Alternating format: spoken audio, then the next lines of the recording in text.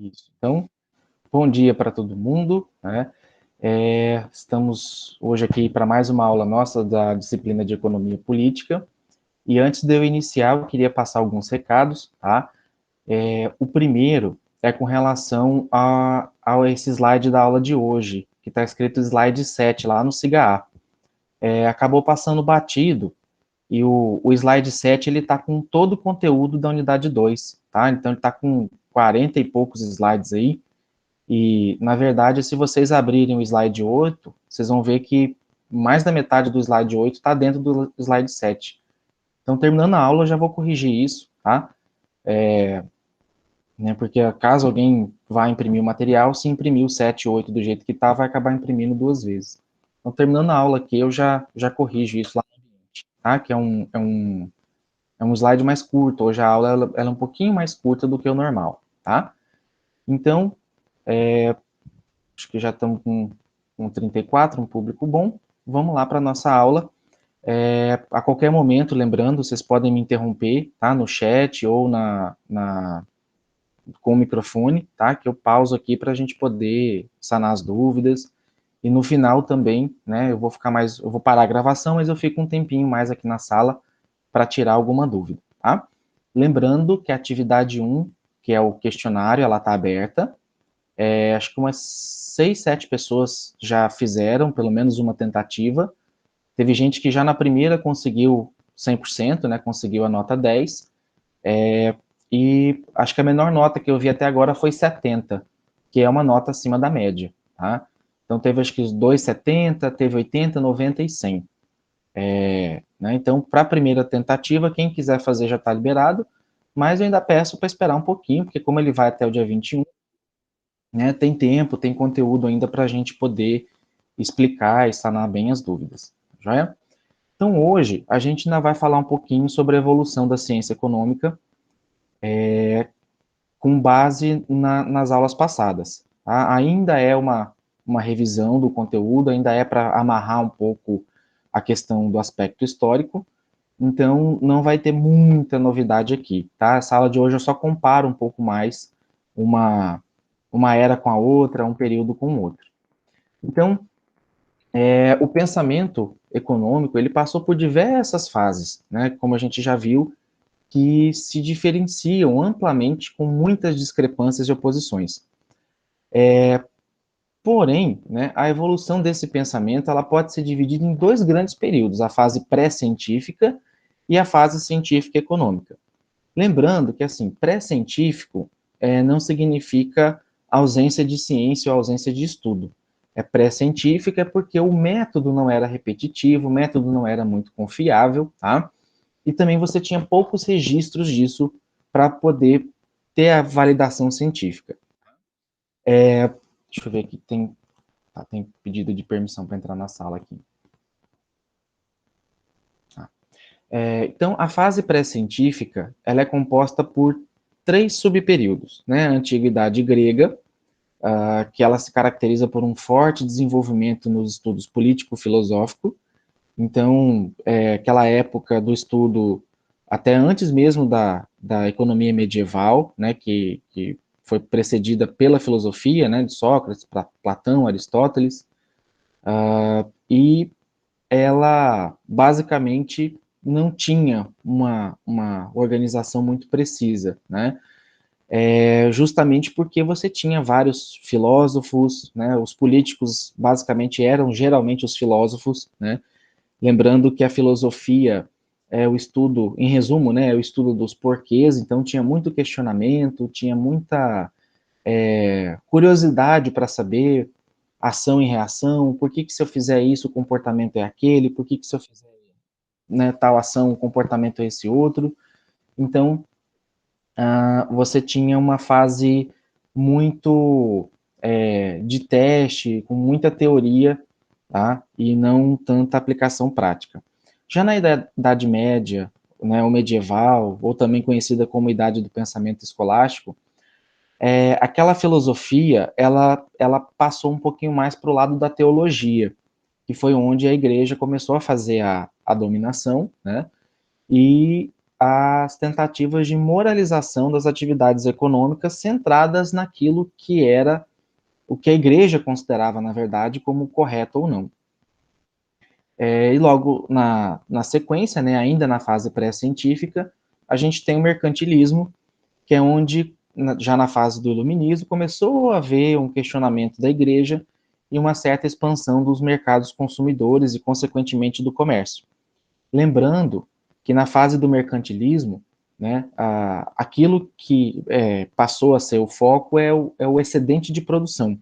Aquilo que passou a ser objeto do estudo do mercantilismo foi justamente produzir a mais, e esse a mais ter valor e ser considerado como uma riqueza. Tá?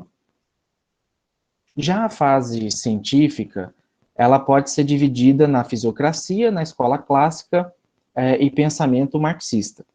Então, na fisiocracia, como a gente até comentou bastante na aula passada, ela pregava essa existência de uma ordem natural, que defendia a não intervenção do Estado, né, em questões econômicas, que é o laissez-faire, que deixa fazer, e o laissez-passer, deixa passar. E justamente porque ela não queria um Estado intervindo na economia por razões de natureza, né? É porque o Estado intervindo traria artificialidade e poderia não corresponder à realidade. Já o marxismo, ele citava também a ordem natural, mas com foco na harmonia de interesses, que também era defendida pelos clássicos, afirmando que tanto um quanto o outro resultava na concentração de renda e na exploração do trabalho. Então, o marxismo, ele pregava a questão da riqueza, ele pregava a questão dos recursos de trabalho, digamos assim, a terra, a mão de obra, e o capital, tá? E o valor agregado a ele.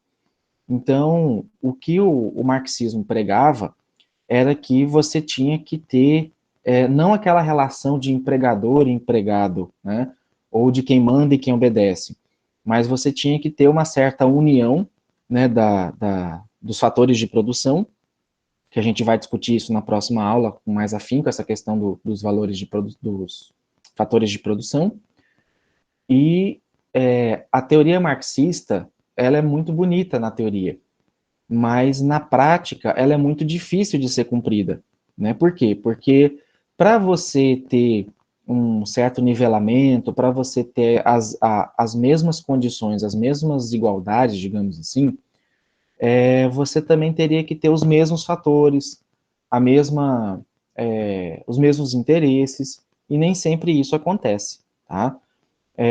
Essa harmonia de interesses que a teoria marxista propõe, ela é muito difícil de conseguir, tá? Porque a partir do momento que o meu interesse é diferente do outro, alguém, no caso o Estado, vai ter que vir para cima para poder nivelar, para poder conter, né, minha vontade de crescer, a minha vontade de fazer algo diferente, né, para poder garantir essa harmonia para que todo mundo fique igual. A utopia marxista, ela, né, prega muito a questão da igualdade, né, o certo nivelamento. O problema dessa teoria é que ela acaba nivelando por baixo. Ela nivela, de fato ela nivela, mas ela acaba fazendo um nivelamento por baixo, tá? Nessa nossa disciplina, em alguns momentos a gente vai entrar em questões, né, como é política, né, muitas vezes a gente vai acabar entrando em questões políticas, mas eu só vou expor os dois lados, o positivo e o negativo, e daí a ideia do certo e errado é de vocês, tá? Então, e assim, tanto que, né, alguns países tentaram adotar esse modelo, né, que o marxismo, ele deriva para o modelo socialista e o modelo comunista, tá?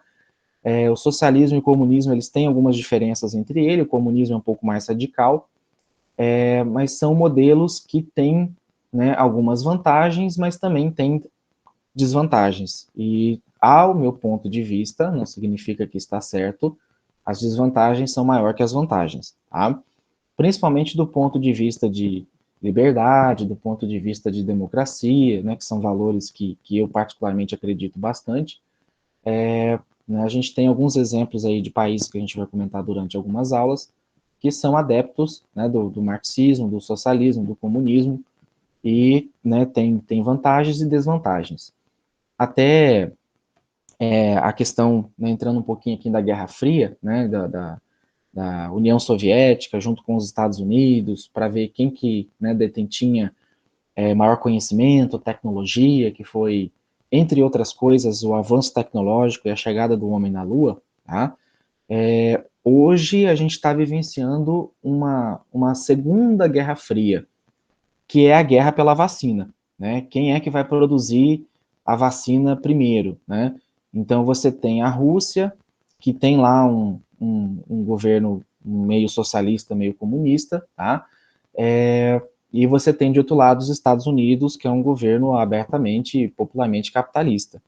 Então você está tendo essa guerra. E a guerra por trás disso, o bastidor disso é o seguinte: aquele país que conseguir alcançar a vacina de sucesso primeiro, né, ele obviamente vai usar o modelo de economia dele, né, comunista, socialista, capitalista, para dizer que esse modelo é o melhor. É simples assim, né? O bastidor disso tudo, né, dessa guerra das vacinas, por exemplo, por conta do Covid, é isso, tá? Da mesma forma que você vê alguns conflitos, né, entre governo federal, governo estadual, governo municipal, com relação, né, a quem é responsável, quem é culpado, né, por conta das mortes que estão acontecendo e da forma de tratamento aí da pandemia. É muito cedo para dizer quem é que está certo, quem é que está errado, porque ninguém sabe ainda. Se alguém chegar a falar que alguém fez certo, alguém fez errado, pode estar cometendo um equívoco, porque ainda não acabou. Né? E por não ter acabado, está muito cedo para a gente julgar e apontar responsabilidade ainda agora. Tá?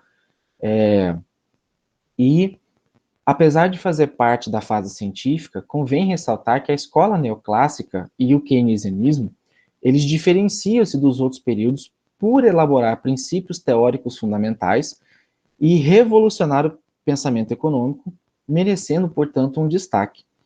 Então, nessa fase científica, né, que depois acabou derivando da escola neoclássica, tá? O keynesianismo ele passa a ter um destaque.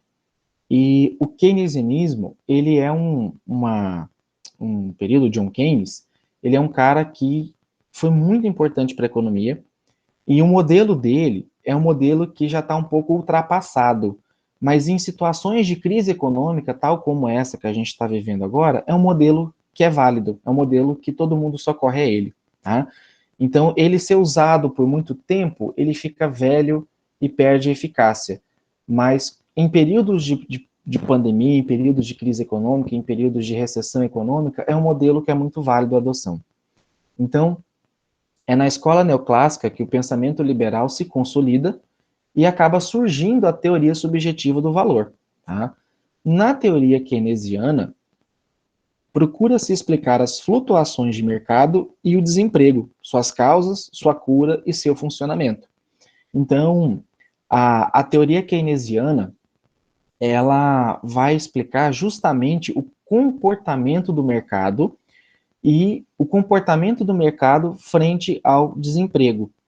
Então, vou citar uma questão aqui que talvez pode mudar a ideia assim, de vocês, o pensamento de vocês. A questão, por exemplo, dos programas sociais. Tá? Vou pegar dois exemplos aí, que é o Bolsa Família e a questão do auxílio emergencial. Esses dois programas são programas que injetam dinheiro diretamente na economia. Tá? A economia ela é uma roda muito complexa. É difícil você saber ação e reação. Tá? É difícil você poder determinar que eu fazer isso é prejudicial. Tá? Por exemplo, esse auxílio emergencial para o povo mato-grossense, ele foi de fundamental importância, porque se vocês acompanharem a economia do estado de Mato Grosso, ela foi, se não foi a primeira, foi a segunda economia que mais cresceu no país nesse último quadrimestre. Enquanto outros estados tiveram déficit de arrecadação, tiveram prejuízo, estão com mais conta pagada do que a receber, do que arrecadar, né? O estado de Mato Grosso foi o inverso. Ele arrecadou mais do que o mesmo período do ano passado sem pandemia, né? Entre esses vários fatores, né, que contribuem. A questão do auxílio emergencial, que é um dinheiro injetado diretamente na economia. Você tem as exportações que aumentaram bastante, o aumento do dólar que trouxe, que acaba baixando o preço da mercadoria interna e, consequentemente, acaba aumentando a exportação. Então, o desemprego, por mais que ele tenha crescido no estado de Mato Grosso, como cresceu no país inteiro, ele foi meio que acobertado pelo auxílio emergencial, pelos programas sociais que acabam fazendo a injeção de dinheiro na economia, tá? E o Keynes, o John Keynes, ele é uma pessoa que ele pega o que tem de bom na parte do socialismo e o que tem de bom na parte do capitalismo. Então, ele é uma figura um pouco mais neutra, né, apesar de ser um pouco mais liberal, um pouco mais voltado para o lado do capitalismo, mas como ele é esse meio termo, ele é um pouco mais equilibrado, ele acaba sendo requisitado e adotado pela maioria dos governantes, né, que tem uma boa economia aí. Então, qual que é a importância da ciência econômica para o dia a dia? E lá na frente a gente vai amarrar isso com a disciplina do direito. O estudo da economia, ele destaca-se entre os de maior importância, pois é responsável pela preparação do caminho para a eclosão, para a criação de formas de civilização mais sublimes, mais organizadas, mais estáveis, e por desenvolver instrumentos de análise que vão facilitar a identificação de problemas básicos da sociedade e que também possibilitem o uso mais racional dos escassos recursos disponíveis, com vistas a acelerar o processo de desenvolvimento. Então, aqui no Brasil, dentre os fatores de produção, né, que é a terra, a mão de obra e o capital, tá, a gente tem, basicamente, desses 3 recursos, tá, a gente tem pelo menos 2 com muita abundância, que é a terra e a mão de obra. O Brasil, ele é muito dependente do capital externo, ele é muito dependente do dinheiro externo, pela nossa cultura de colonização, né? A gente foi colonizado sempre dependendo de fatores externos, por mais que a gente sempre teve recurso em abundância aqui no nosso país, tá? E você tem outros países, por exemplo, que tem uma única fonte, que a gente chama de fonte primária de recurso. Por exemplo, a Venezuela era com combustível, com gasolina, né, com petróleo. Você tem o Iraque com petróleo. E são nações que antigamente se desenvolviam muito, porque o petróleo era basicamente o petróleo, o ouro e os alimentos eram, na verdade, o grande movimentador da economia, né, o grande agitador da economia. E por conta da evolução natural do ser humano, hoje o petróleo já não está mais tão requisitado assim, né? As fontes de energia alternativa, o uso de gás, o uso da energia solar, da energia eólica, da energia cinética, né, que é do movimento das marés lá do mar.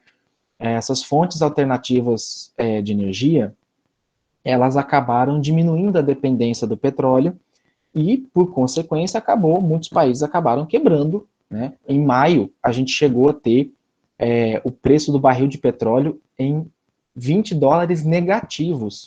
O que significa isso? Quem produzia petróleo estava pagando para alguém tirar esse petróleo de lá, porque ele não tinha mais onde armazenar, onde estocar. Porque em maio, praticamente, o mundo todo estava parado, fábrica parada, veículo parado, né?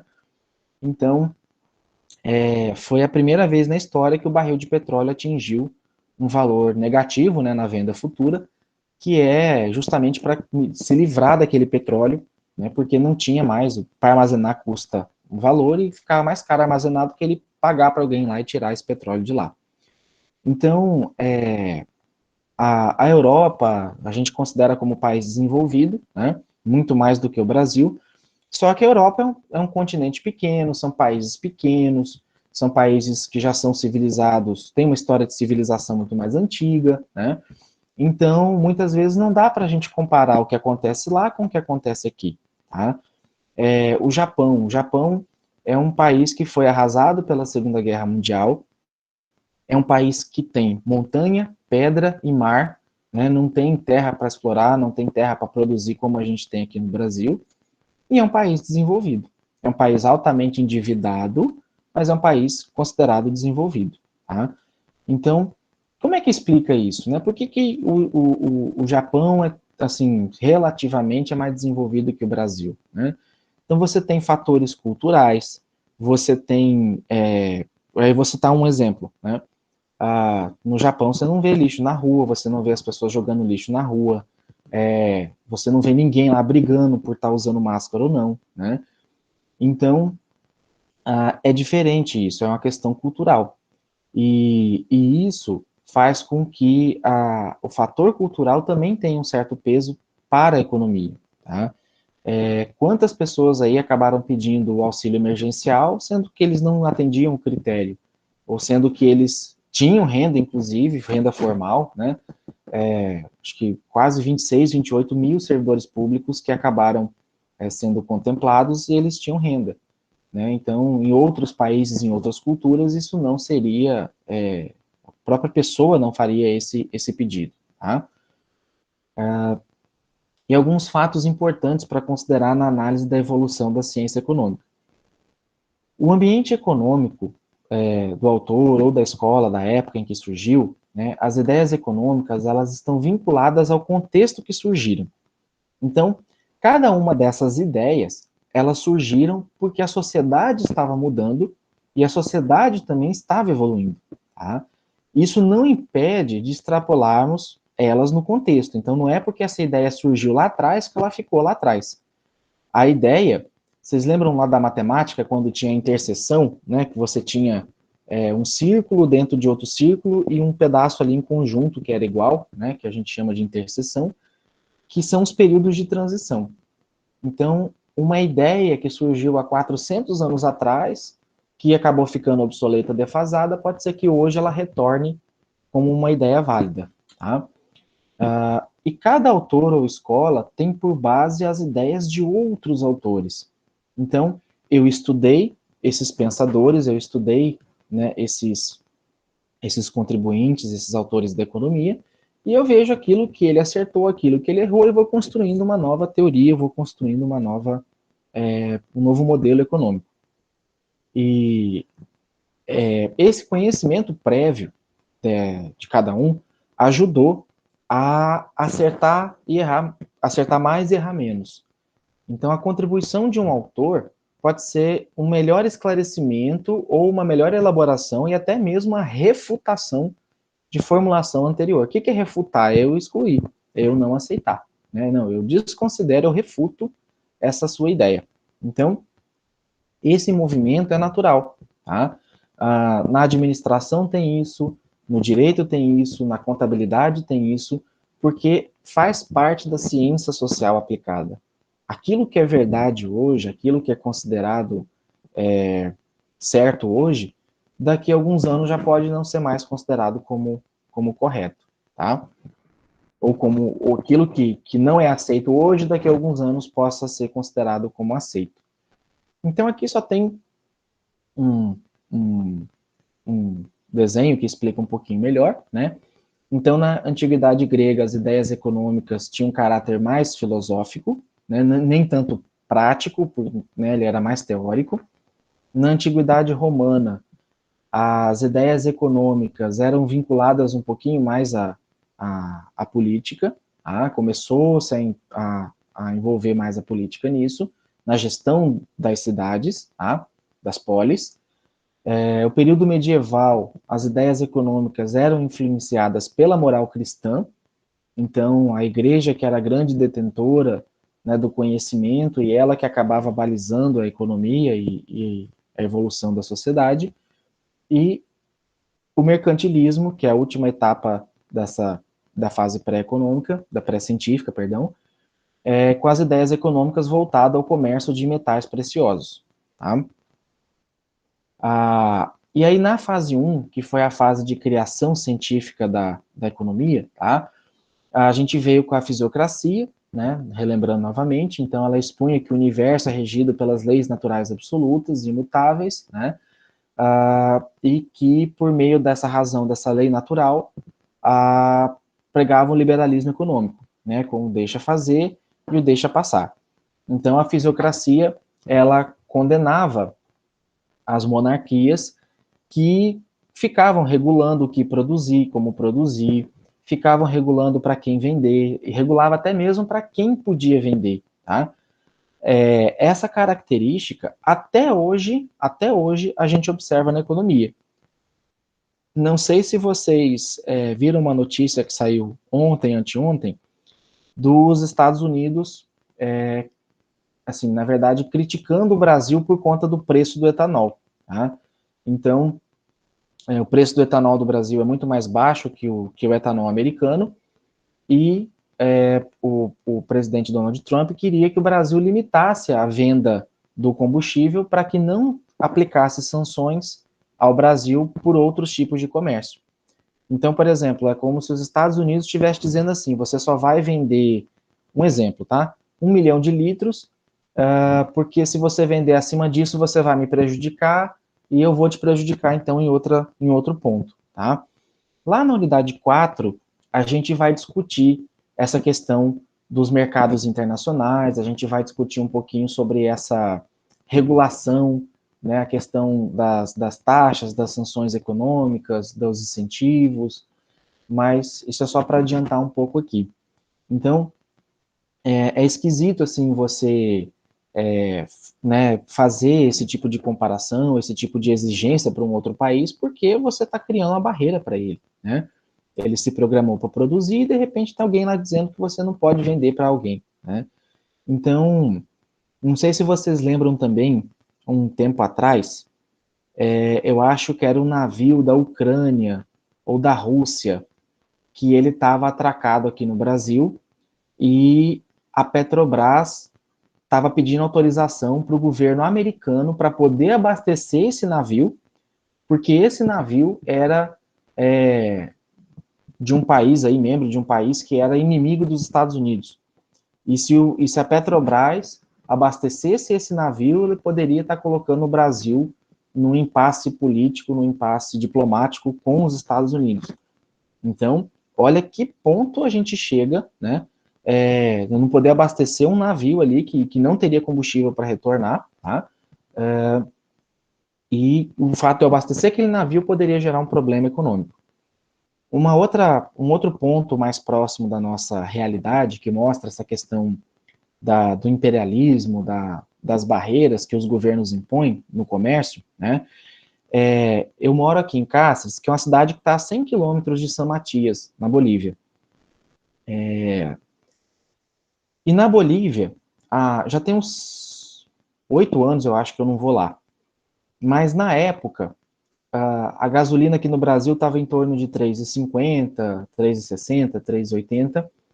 E na Bolívia, estava 3 bolivianos e meio, que dava menos de R$ 1, dava 90 centavos, mais ou menos, o litro da gasolina, tá? E aí compensava, às vezes, você sair daqui de Cáceres e lá na Bolívia tanquear seu carro, porque o preço era muito barato, né? Ainda você conseguia colocar em galões, então você conseguia comprar a gasolina aí a 90 centavos, né? E lá é diferente. Na época, o presidente era o Evo Morales, e lá não funciona igual aqui, que você vai no posto e você abastece o quanto você quer.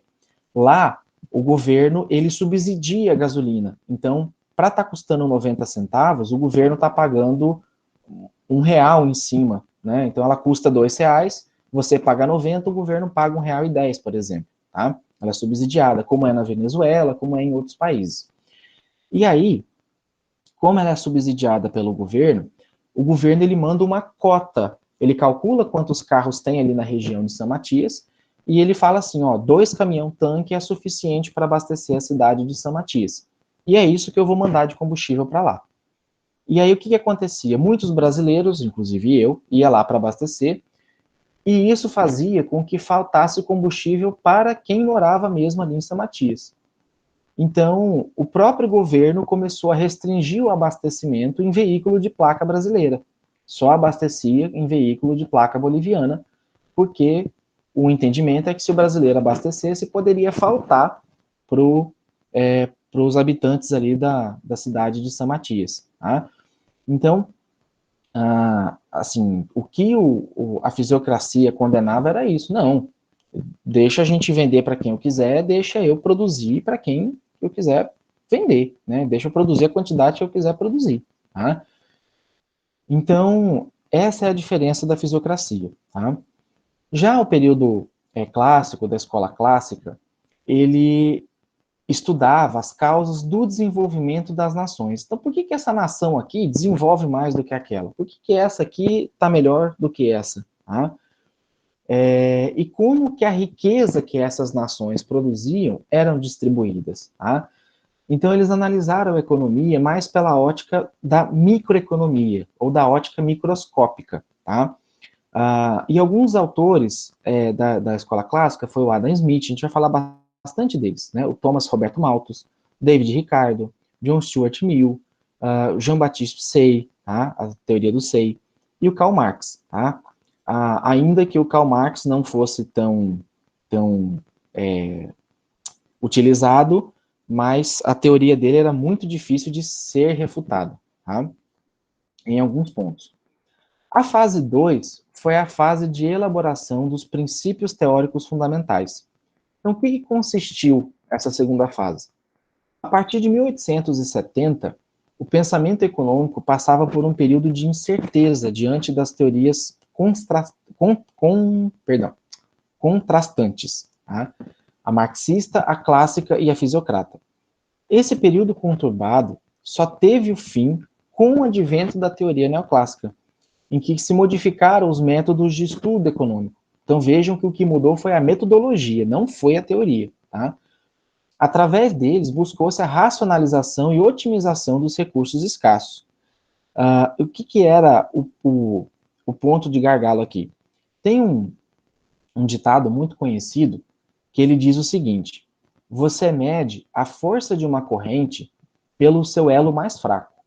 Então você mede o quanto uma corrente aguenta pelo seu ganchinho ali, pelo seu elo mais fraco. Então ela vai ser tão forte quanto o elo mais fraco dela. E isso era o que os estudos da teoria neoclássica focavam. O método de estudo dele foi o seguinte: tá, a gente é muito bom nessa área aqui, mas o que está prejudicando a gente? Né?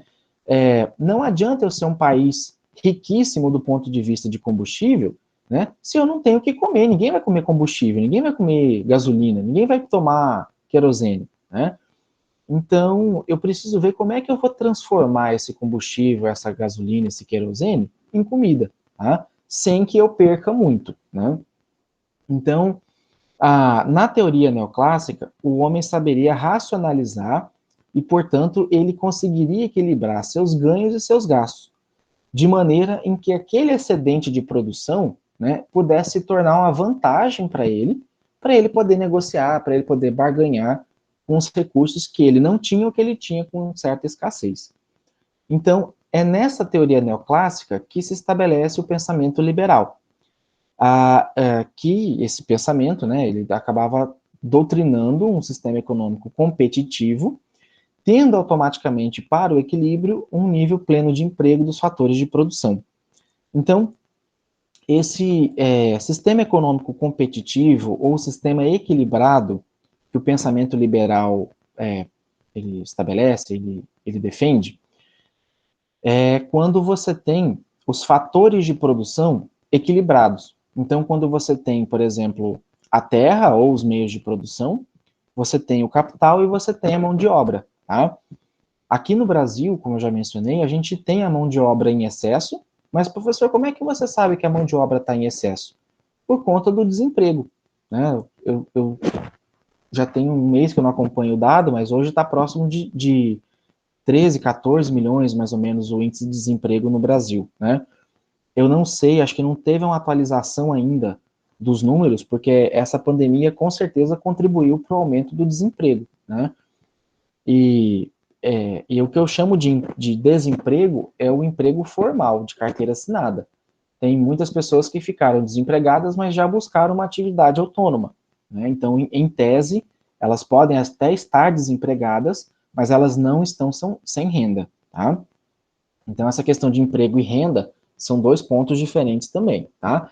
Não é pelo fato que o desemprego está lá em cima que as pessoas estão sem renda, até porque como tem o auxílio emergencial, né, e tem muita gente buscando atividade autônoma, né, abrindo uma empresa para trabalhar por delivery, abrindo seu próprio negócio, né, então, um alto desemprego com uma economia decrescente é ruim.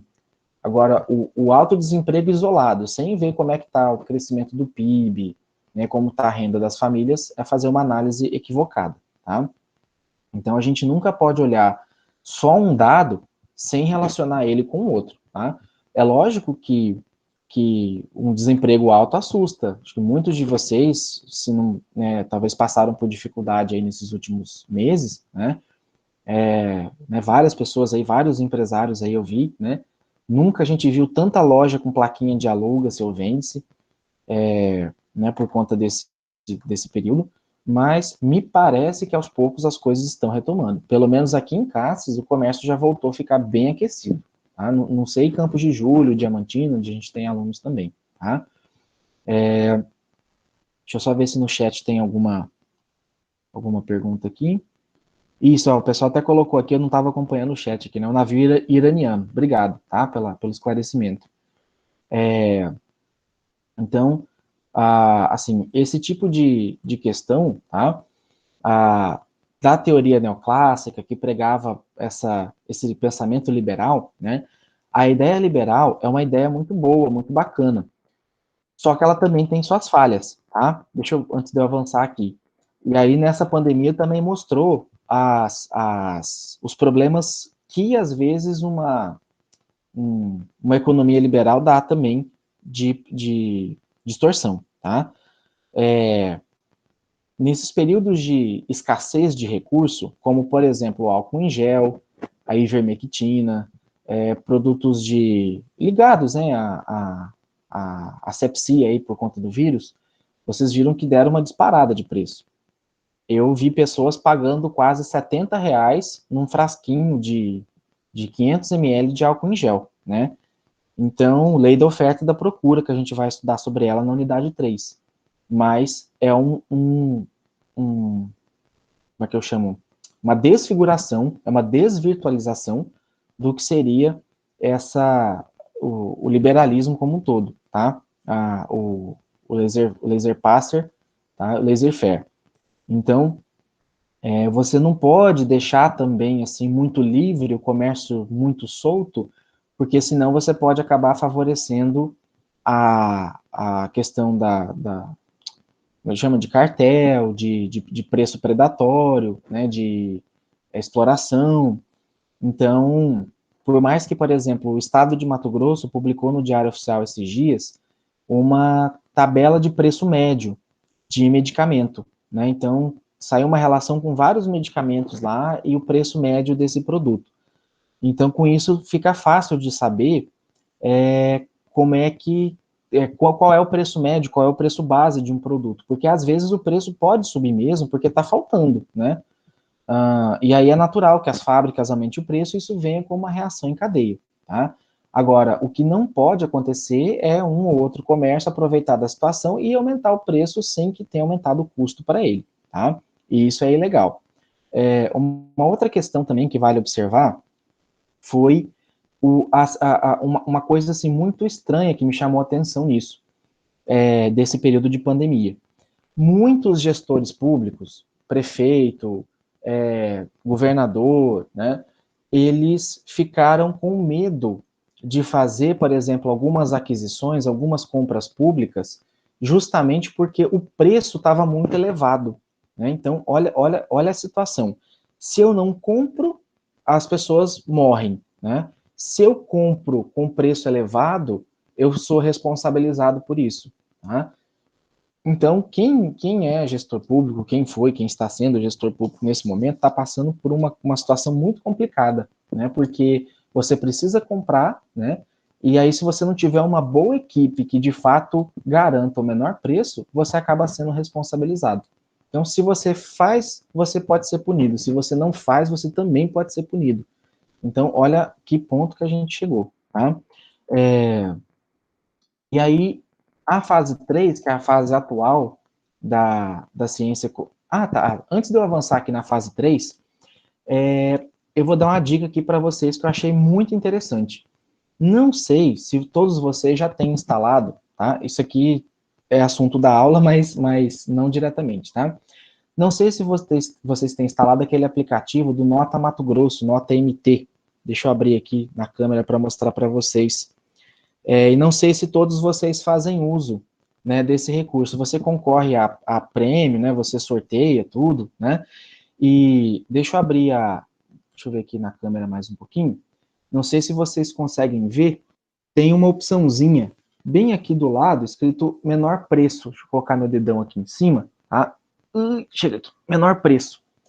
Quando você vai nessa opção, você coloca para pesquisar, por exemplo, aí na sua cidade, em Campos de Julho, ou na cidade que você quer pesquisar o preço, você fotografa o código de barra, ou você digita o código de barra do produto, e ele aparece qual é o preço daquele produto.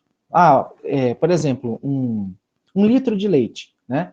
Você vai lá, bate o código de barra no litro do leite e ele vai mostrar, por exemplo, em Campos de Julho, aonde foi vendido um leite naquele código de barra e qual foi o valor que as pessoas pagaram por ele. Então, do ponto de vista, por exemplo, econômico, isso é muito importante, tá? Porque ajuda a te economizar, né? Eu tenho 3 mercados, eu não sei onde está mais barato o leite. Vai lá, bate o código de barra, que se as pessoas compraram e pediram o CPF na nota, provavelmente ele vai registrar o valor daquele litro de leite lá, tá? A Maviane está até colocando aqui, ó, que foi o que aconteceu na Câmara em Campos de Julho, né, no início da pandemia. Foi comprado álcool em gel e o preço ainda estava um pouco elevado, né, e a Câmara está respondendo judicialmente. E assim, é verdade, Maviane, né, eu não estou, assim, defendendo nem atacando, eu só estou colocando ponto e contraponto, daí vocês, né, que definem. Mas assim, não foi só em Campos de Julho, foi em várias cidades, né, e que vocês, assim, o gestor público ficou numa situação muito complicada, tá? Respirador, teve respirador de 40 mil reais e respirador de 400 mil reais, são 10 vezes, né, o valor dele. E quem trabalha com compras públicas fica sempre entre a cruz e a espada, porque às vezes você conseguiu comprar o mais barato, mas o preço estava oscilando tanto de uma semana para outra que aquele mais barato que você conseguiu, talvez no mês seguinte é o topo do mais caro, né? Então, ainda mais dependendo da modalidade, né? Se é uma compra mesmo, é um valor, se é um registro de preço, às vezes é outro, tá? Então, assim, e sem falar também dos que às vezes você acabava comprando, mas ele era inútil para a função, né? Ele servia só para infantil, ele tinha que ser usado com outro equipamento em conjunto, né?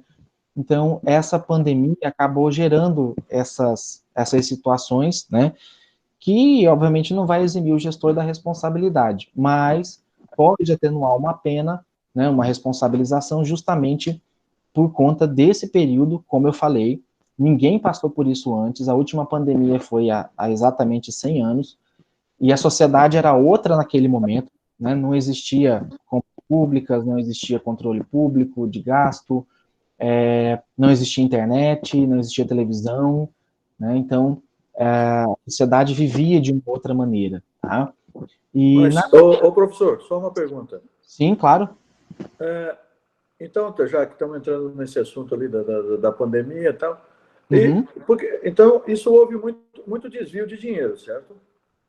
Pode ter Houve acontecido. muito desvio. Que nem, se Isso, você olhar hoje, se você começar a analisar, que nem todo mundo se aproveitou da situação que não precisava fazer licitação e saiu comprando a Regongói, que nem você pode ver aqui, o Rio de Janeiro, Rondonópolis ali mesmo comprou respirador e recebeu umas porcaria lá, certo? O cara está respondendo por isso. Tá? Se você olhar aí, então tem muita gente que usou desse dinheiro para má fé. Certo? Porque está acostumado a usar, que nem o Brasil está acostumado a usar o dinheiro, justamente público, certo? De má fé, porque o dinheiro público ele vem fácil. Certo? É um dinheiro que vem em abundância. E todo mundo gasta esse dinheiro em abundância. Acha que é dele e pronto, vamos gastar que vamos torar. Exatamente. Era só isso que eu queria pôr. Não, obrigado pela contribuição. E assim, é isso mesmo. Eu sempre defendi que desvio de dinheiro público deveria ser considerado crime hediondo, tá? Vocês vão estudar isso no direito ainda, mas porque, assim, o Rio de Janeiro, para mim, foi o maior exemplo, tá? Um monte de hospital-campanha que foi gasto um dinheirão e não funcionou, não atendeu um paciente. Secretário preso com, sei lá, acho que quase R$500 mil em dinheiro em espécie na casa dele, né? E você vê assim, que dinheiro tinha muito dinheiro, mas você não via isso chegando efetivamente ali na população, né? Faltando médico, faltando medicamento, faltando um monte de coisa, tá? E assim, esse tipo de questão, esse tipo de problema, né, que a gente veio observar aí na pandemia, é lógico que você tem que apurar os fatos, você não pode sair tirando a conclusão precipitada, mas não tem resultado satisfatório, não tem resultado que exima uma pessoa de ser encontrada em casa com R$500 mil em dinheiro vivo, né? Então, não tem nem o que discutir, né? Mas o Lucas está até perguntando aqui, a pandemia teve algum efeito na inflação no Brasil, né? Ou isso não impactou? A gente vai discutir também, Lucas, sobre inflação, tá? Inflação e deflação. Na unidade 4, a gente vai tratar sobre ela. Ainda não teve nenhum efeito percebível, tá? Lógico que a gente viu alguns preços aumentando, outros preços diminuindo, tá? Provavelmente vai ter sim um aumento na inflação, só que o problema é que como o PIB diminuiu, tá? E você vai ter um PIB negativo esse ano, ou seja, você vai ter uma redução da economia esse ano, provavelmente o que a gente vai querer ver nos próximos meses e nos próximos anos é justamente uma inflação, tá? Isso eu vou explicar mais adiante, mas posso adiantar agora. A inflação, por si só, ela não é algo ruim. Na nossa cabeça, o que o jornal muitas vezes coloca é que a inflação é algo ruim, tá? Quando que a inflação é uma coisa boa? O Banco Central, volta e meia, ele estabelece metas de inflação. Esse ano, eu não acompanhei direito, mas acho que estava em 2,5% ou 3% a inflação. Então, se a inflação ficar até dentro dessa meta, beleza, é uma coisa boa, significa que a economia está crescendo. Se você bota uma inflação de 3% e ela dá 10, 12%, isso é um sinal ruim. Isso é sinal que a economia está crescendo torta, que ela está crescendo, assim, saindo do controle, tá? E aí pode gerar hiperinflação, e aí sim você, né, descambela de uma vez. E você botar uma inflação, por exemplo, de 3% e você ter uma deflação, né, que significa uma inflação negativa, é ruim também, tá? Então, uma deflação é boa quando você tem uma inflação muito alta, tá? E uma inflação dentro da meta é uma coisa boa, é uma coisa naturalmente esperada e desejada. Isso significa sinal bom, tá? Só que a gente só vai conseguir avaliar mesmo o efeito disso daqui a alguns meses, talvez, porque a administração pública ela trabalha com balanços bimestrais, trimestrais, quadrimestrais, semestrais e anuais, tá? Então, 2, 3, 4, 5 e 6 meses. Então, a gente já tem um balanço quadrimestral, que é de janeiro a abril, que não dá para ter muita noção ainda, porque abril a gente estava... a pandemia começou em meados de março mesmo, né? O primeiro caso de morte foi em março aqui no Brasil. E então, em abril ainda estava tendo um reflexo, não deu para avaliar. A gente vai conseguir ter uma avaliação boa no segundo quadrimestre, que é de maio até agosto, que aí sim a gente vai conseguir ter uma noção do real impacto, né, tanto da economia quanto das ações de governo federal, estadual e municipal frente à pandemia, tá? Deixa eu avançar aqui mais um pouquinho, a gente já está quase finalizando, tá? E o keynesianismo, ele surgiu na década de 30, quando a doutrina clássica já não se mostrava mais suficiente diante de novos fatos econômicos. E aí o John Maynard Keynes, que com as suas obras promoveu uma revolução na doutrina econômica, opondo-se principalmente ao marxismo e ao classicismo, substituindo os estudos clássicos por uma nova maneira de raciocinar na economia, além de fazer uma análise econômica reestabelecedora do contato com a realidade.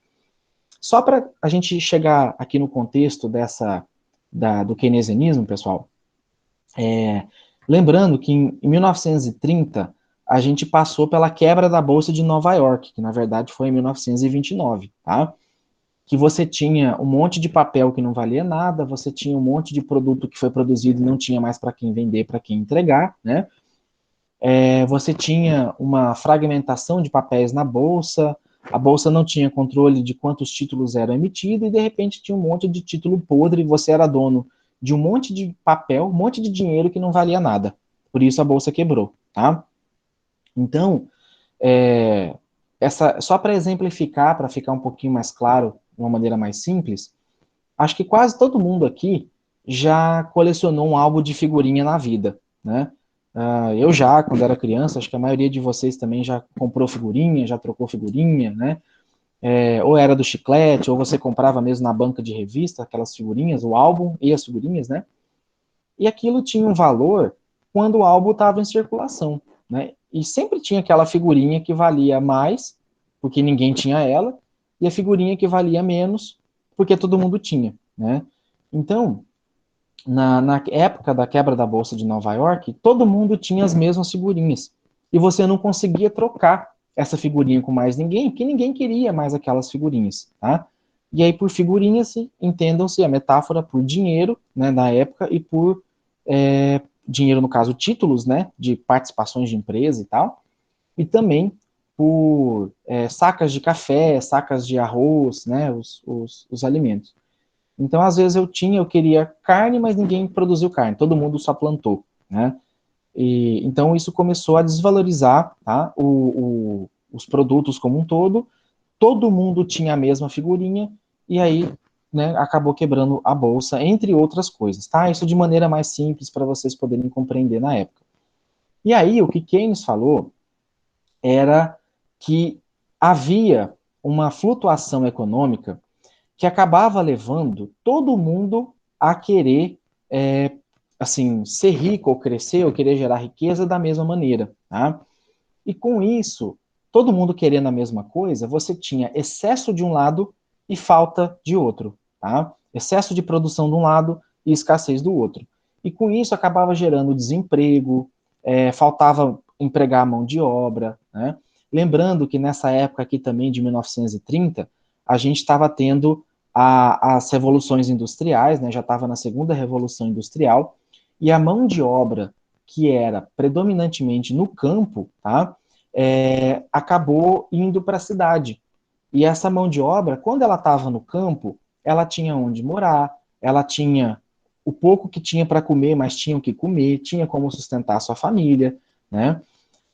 E quando ela foi para a cidade, ela não tinha onde morar, não tinha como sustentar a sua família, e ela acabava topando trabalhar 16, 18 horas por dia para ganhar o equivalente a um prato de comida para ele só, né? Nem para a família, tá? Então, a Anne perguntou aqui se aumentou o mercado consumidor, né? Então, Anne, na época de 1930, o problema foi esse. Na verdade, aumentou a produção e não tinha quem consumia aquela produção. Esse foi o grande problema. Não se tinha um certo controle do que estava sendo produzido, né? E para quem ia vender aquela mercadoria. Eu vou produzir, vou fazer. Aí tá, agora eu vou vender para quem? Não tem para quem vender, tá? E aí o produto começa a estragar, o produto começa a se perder, tá? Então, esse era um grande problema, era um grande desafio na época. E o governo como um todo, os presidentes, os monarcas na época, os países que tinham, os meus ministros, eles eram muito omissos com relação a isso, tá? E essa explicação da flutuação econômica que o Keynes sugeriu, ela foi muito útil, muito bem aceita, né, pela sociedade. Por quê? Porque ele falava assim, né, a gente precisa se organizar de uma maneira melhor para entender quem está produzindo, o que está produzindo e para quem está produzindo, e o governo deveria fazer algumas intervenções no sentido de controle, no sentido de otimizar, de conscientizar. Olha, eu sei que você quer produzir café, mas já tem muita gente produzindo café. Você não quer produzir feijão, você não quer produzir algodão, você não quer produzir, né? Então, talvez alguns de vocês, ou da família de vocês, que já mexeu, por exemplo, com gado leiteiro, né, o leite é muito complicado, né, a criação é muito cara, né, a alimentação, o tratamento, a parte da ordenha, do transporte, é um processo muito minucioso, muito caro, e, e o preço do leite, muitas vezes, ele despenca, às vezes ele fica menor que o custo de produção, por conta do excedente, né? Então, às vezes, está faltando leite, não tem pasto para o gado, né? Pouco produtor produz, o preço vai lá em cima. Aí o pessoal começa a comprar ração, começa, né, a comprar vaca que produz mais leite, de repente todo mundo começa a produzir leite, ao preço, o que acontece? Vai lá embaixo, né? Então, é muito difícil, às vezes, você conseguir organizar isso. E, e aí, você tem, por exemplo, a criação das associações, que, entre outras, né, dos produtores rurais, das associações, dos comerciantes, né, que, entre outras coisas, deveriam servir de apoio, de organização, tanto para ajudar com ideias de produção, né, ou até mesmo fazer estudos. Né, essas associações, elas fazem levantamento. Quanto de soja foi plantado em Mato Grosso, qual que é a expectativa de colheita, né? Quanto de carne suína, de carne bovina, né, está sendo produzido, né, no estado para exportação, para consumo interno. Então, isso é importante para evitar que você produza sem saber de fato se você vai vender ou não, tá? Então, o fato de você ter esse planejamento, que é o que o Keynes propunha, ajudava bastante na economia, tá? Foi o que passou a organizar a economia para ela não ficar tão flutuante assim, e passou a dar uma certa estabilidade para quem produzia e para quem consumia, tá? Então, hoje mesmo, por exemplo, hoje já está mais fácil de você encontrar álcool em gel por algumas razões. Primeiro, porque todo mundo já estocou, né? E diga-se de passagem, por que na época faltou?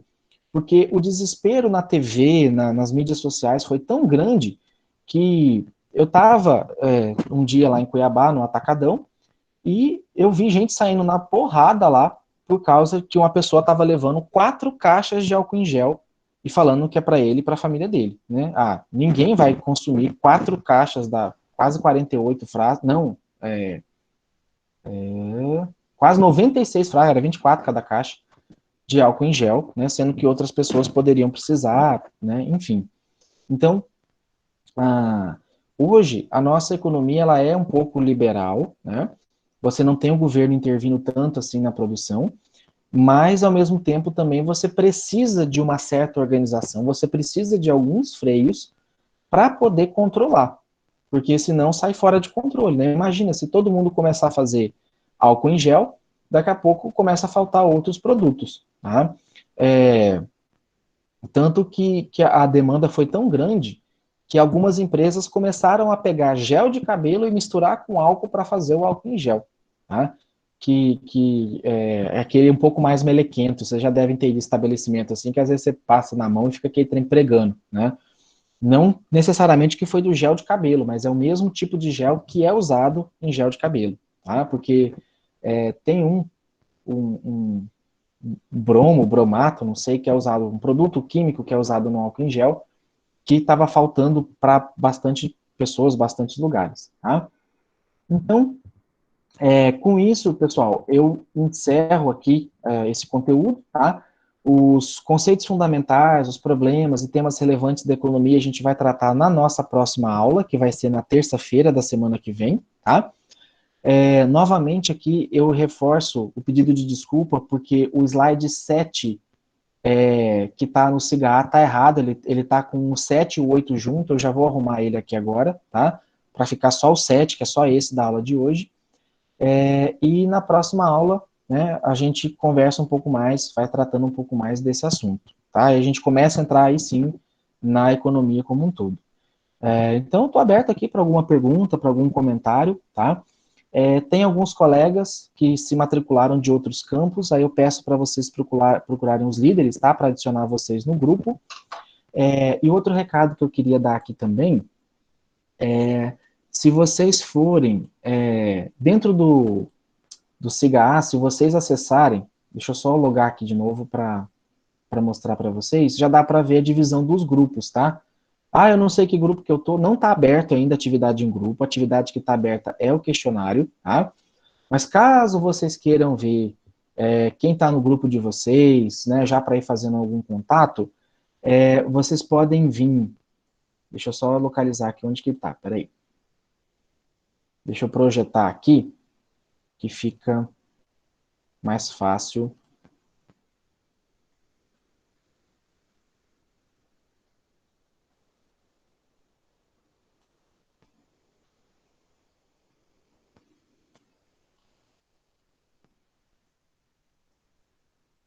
Deixa ele... acho que agora tá aparecendo na tela, tá? Então, se vocês acessarem a disciplina, vocês vão em alunos, ver grupo, tá? Então, aqui no ver grupo, é que eu estou logado como professor, vendo como discente, mas se vocês clicarem em ver grupo, vocês já vão conseguir ver o grupo de vocês, tá? Deixa eu visualizar como docente aqui, que aí vai voltar, tá? Como docente eu consigo ver.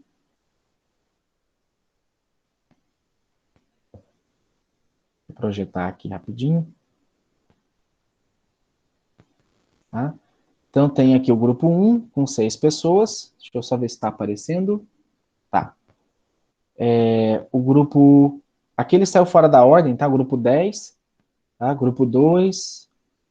Vou passar aqui devagarzinho. Grupo 3. Grupo 4. Tá? Então, tem até o último grupo. Eu não sei se vocês conseguem ver todos os grupos, tá? Mas já está formado. Não tem o que fazer aqui agora, só um contato entre vocês mesmo, tá? Eu peço que vocês foquem no questionário agora. E deixa eu voltar aqui. O slide que eu falei para vocês que eu vou, tá? Que ele tá a mais, que eu vou arrumar ele, é o slide 7, que é esse aqui, tá? Ele tá com o conteúdo do 7 e do 8. Eu vou arrumar ele para ficar só o do 7, tá joia? Então, tiver alguma dúvida, pessoal, estou à disposição. Professor, Sim, diga. Eu estou com dificuldade em encontrar um aluno aí ele é de outro polo, e aí eu estou com muita dificuldade de falar com ele. Acho que ele é o Kleberson, né? Uhum. Eu não consegui falar com ele, e aí, assim, o que a gente faz? Continua o trabalho? É Gessé ou é Gessé? Gessé, né? É Gessé. Uhum. Assim, como ainda não começou, eu ainda também não estou conseguindo acompanhar quem de fato está assim, ativo na disciplina, ainda não, tá? Mas se até o dia 20 esse aluno não se manifestar, você só me relata depois certinho, que aí eu vou considerar ele como um aluno não participante, e daí eu já desconsidero ele do grupo, tá? Da mesma forma, assim, quem não ajudar no trabalho, como vocês vão mandar por uma pessoa só uma pessoa vai postar o trabalho, aquele que não ajudou, que não fez, não tem obrigação de colocar o nome, tá? Inclusive, vocês podem até falar assim, professor, esse aluno aqui ajudou com 50%, ele não ajudou o 100% que foi pedido para ele, né? Ele não participou, então a gente quer que a nota dele seja reduzida por não ter ajudado. Ou esse aluno não ajudou de jeito nenhum, pode dar 0 para ele, tá? Que eu não é o fato de estar em grupo que eu vou dar a mesma nota para todo mundo, tá? Eu só preciso que vocês relatem isso para mim, porque como eu não consigo acompanhar de perto, né, se vocês relatarem, é isso que eu vou atender, tá? Ok, professor. Eu acho que é isso, então, né, se tiver alguma outra dúvida, pessoal, pode me chamar no WhatsApp. Professor, eu queria conversar aqui, depois da aula com o senhor, eu fico aqui, né, eu paro a gravação, a gente fica aqui, tá? Eu só preciso que vocês falem para mim, tá? Para eu poder me organizar também certinho, certo? Mas no mais, acho que é isso, eu vou parar aqui a gravação, tá? E daqui a pouco, acho que final da manhã, no começo da tarde,